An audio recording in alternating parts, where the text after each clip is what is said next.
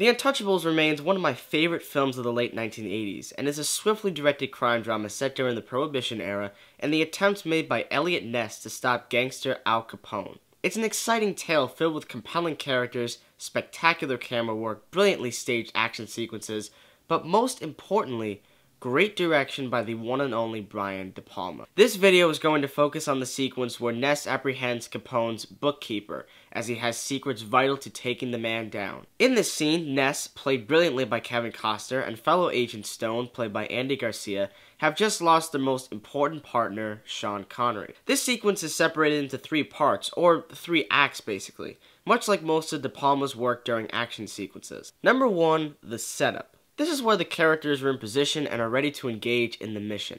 They have all their tech set up, they have everything they need set up. Number 2, the buildup of tension. This is where something may get in the way or a character interferes with the mission, resulting in him or her being in subsequent danger. This could also be a confined sequence where the protagonist is given specific information that is either detrimental to himself or herself or the closest people around him or her. And number 3, the emotional or physical payoff. This is basically where all hell breaks loose and can include injuries being sustained, strange occurrences, or even death. It can be done in a very physical manner involving gunshots or fist fights.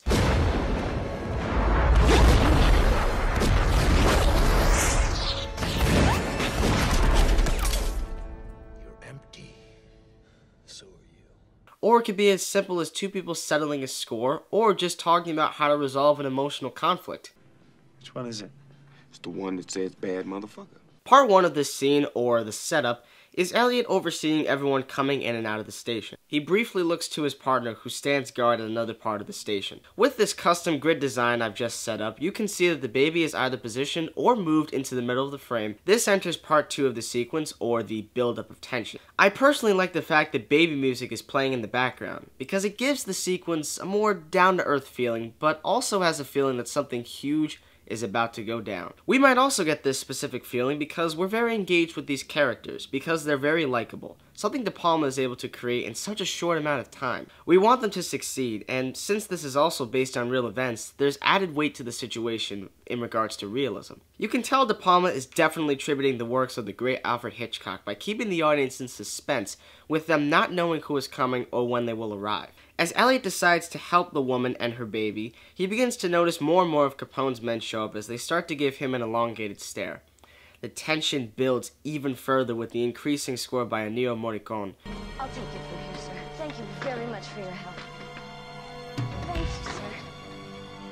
To me, this is a perfect 3-act sequence, and part 3, or of course the payoff, initiates once Elliot recognizes a man from the altercation he had with Capone earlier in the film and decides to take brutal action. Is something wrong?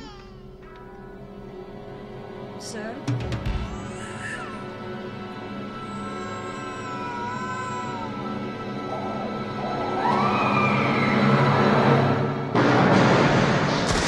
I love the fact that Elliot initiates the fight and not the antagonist. Part of him needs the bookkeeper in order to testify against Capone for tax fraud.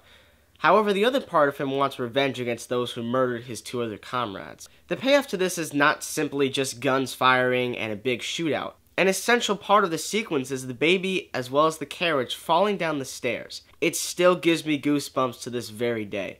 And it's amazing how well the scene holds up nearly 30 years after the film's release. The slow motion, with the added benefit of beautiful sound effects, give the sequence a physical and emotional weight. The editing as well as the pacing of this sequence is now brutally enhanced, with the cuts coming fast, but not too fast because we can still see everything that's going on. I also love the sound effect of the guns in this sequence. Notice the sound of Elliot's gun differs from the sound of the antagonist's guns. The framing of the baby as well as the carriage is almost always perfectly centered into the frame, and it's a reason why De Palma really understands camera angles and doesn't have us scrambling to find where everything is. The shots are clean, and the catalyst of the sequence is always positioned in the exact same spot. Now there's one fantastic shot that I'm going to freeze frame, involving Stone pointing his gun with the baby. The framing of this shot is perfect. In the left side of the frame you see the gun, the middle Stone, and the baby on the right. Stone finally shoots the sucker in the mouth, which looks so awesome, and his brain matter is literally splattered across the wall.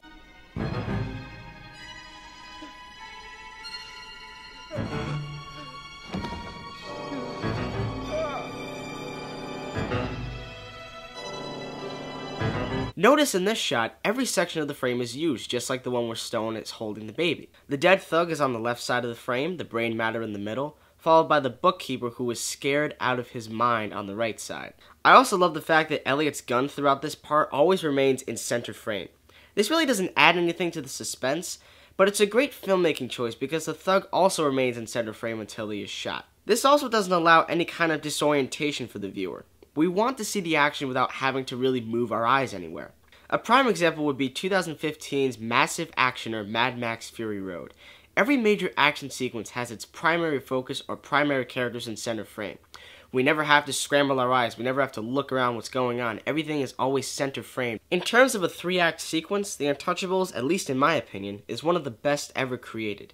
It technically has everything: suspense, a great background score that elevates as the scene progresses, protagonists we side with, revenge layered, and above all, action-packed in a rather not-so-action-packed film. The Untouchables not only remains in my top 3 DePalma films of all time, but I think it's one of the best films of the late 80s, which, by the way, was a pretty badass time for films. We had films like Aliens, Commando, Predator, Die Hard, Back to the Future Part 2 to name a few examples. Thank you guys so much for watching this scene analysis. I had tons of fun making it. If you guys would like to request me to do any more scene analyses, please send me a comment down in the comment section below.